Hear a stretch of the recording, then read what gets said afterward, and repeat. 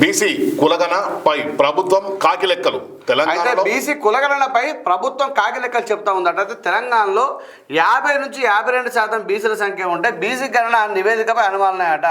స్థానిక సంస్థల ఎన్నికల్లో బీసీల రిజర్వేషన్పై బిల్లు అట. ఎమ్మెల్సీ కవిత డిమాండ్ అట. అయితే ఇక్కడ విషయం ఏంటంటే బీసీ కులగణన ఏదైతే ఉందో బీసీల అత్యధిక శాతం 50 పైన ఉండాలి. కానీ ఇక్కడ మొన్న చేసిన దాంట్లో 46 ఉన్నది. ఈ ఏదైతే ఇంకో 10% మైనార్టీ ఏదైతే ఉందో బీసీ మైనార్టీ ఉంటుందో వాళ్ళని కలిపితే 56% ఉందని చెప్పారు. కానీ చాలా అనుమానాలు ఉన్నాయి. ఇక్కడ మొత్తం తగ్గించి చేసినారు. బీసీ కులగణనపై మాకు అనుమానం ఉందని చెప్పి కవిత గారు మాట్లాడుతూ ఉన్నారు. సరే, మీరు మాట్లాడిందని మేము స్వాగతిస్తూ ఉన్నాం.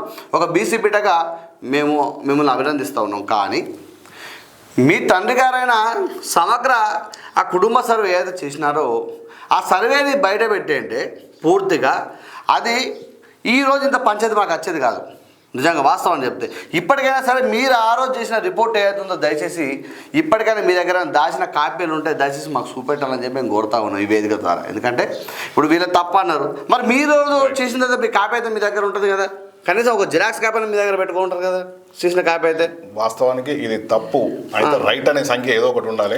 అది ఉంటేనే మనం తప్పగలగలుగుతాం. అంతే కదా. ఆ ఉన్న రైట్ ఏదో వీళ్ళ దగ్గర ఏమైనా ఉంటే గత 7-8 సంవత్సరాల క్రితం చేసింది మరి ఏదో ఇప్పుడు మీ దగ్గర ఖచ్చితంగా మీ ఆఫీసర్ దగ్గర మీ దగ్గర ఉన్న దగ్గర ఏదో ఒక కాపీ అయితే ఉంటుంది.